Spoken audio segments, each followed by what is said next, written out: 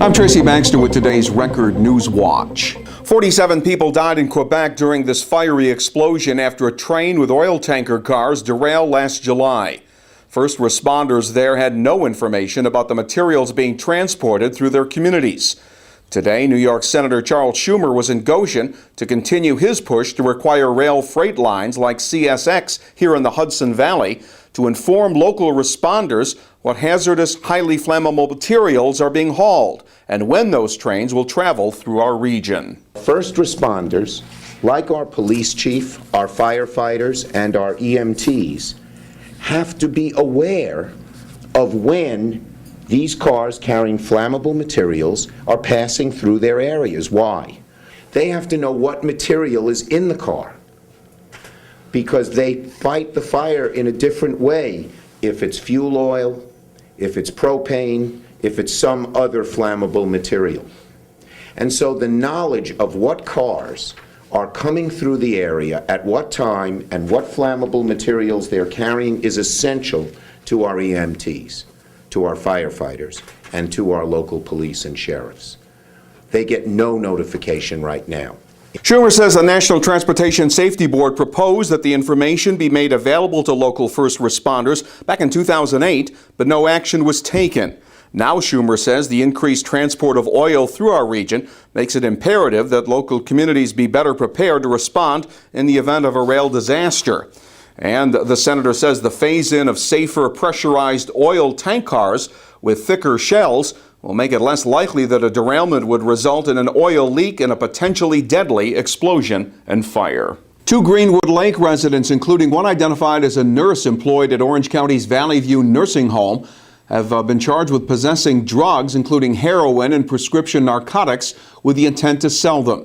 Orange County District Attorney David Hoovler said the arrest of 41-year-old David Santora and 34-year-old Lisa Ferrari, a licensed practical nurse employed at Valley View, were the result of a search of Ferrari's apartment on Mary Kane Road by Town of Warwick police. They reportedly discovered 11 wax paper envelopes believed to contain heroin, along with alprazolam and oxycodone pills, plus hypodermic syringes and needles. Hoovler says his office will investigate to determine how the defendants got the drugs and will hold accountable any healthcare workers who abuse their positions to gain access to illegal substances. New Paltz Police Chief Joseph Snyder says the Easter morning fatal shooting at a Main Street bar was not a random act of violence. Police department personnel believe the shooting victims and the gunman knew each other and that the shooting grew out of previous incidents that had occurred in Poughkeepsie. 29-year-old Ryan Gray of Poughkeepsie was killed. His 26-year-old girlfriend, who police did not identify, remains in stable condition at an area hospital with a gunshot wound. No arrest has yet been made.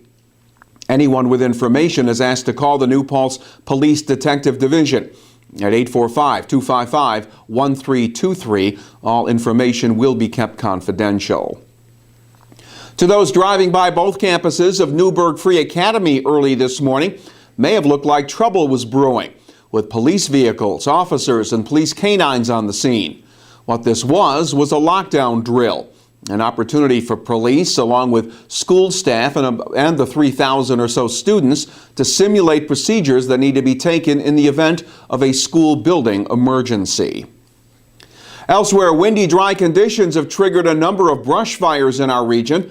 Large ones started up Monday afternoon in a wooded area off Shawanga Road and Countryside Court in Circleville. About 50 men from a dozen area fire departments were called to the scene, many sticking around to douse remaining hot spots after about 4 acres of dry brush had burned. Circleville fire officials say the fire traveled in a direction away from nearby homes. No word on how it got started. Rain later today will only temporarily reduce the brush fire risk, with more dry weather in the forecast for the remainder of the week.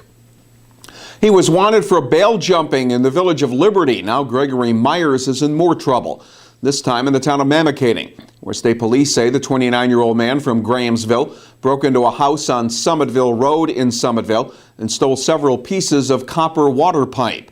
Myers was sent to Sullivan County Jail following his arraignment on a second-degree burglary charge. And a woman from Wawarsing has been charged with felony burglary for breaking into a local residence.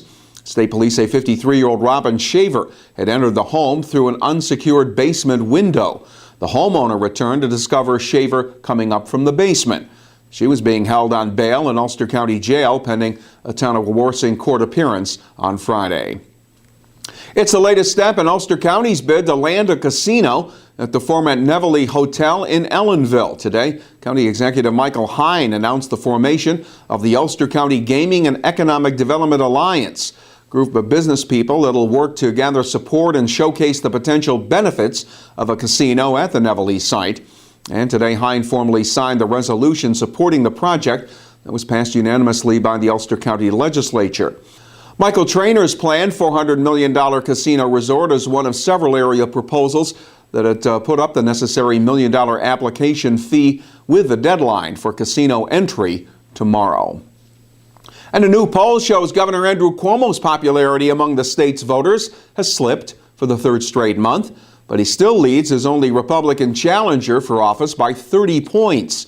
The Siena College poll released today shows that Cuomo's lead over Westchester County Executive Rob Astorino is 58 to 28%, a 3-point drop for Cuomo since March.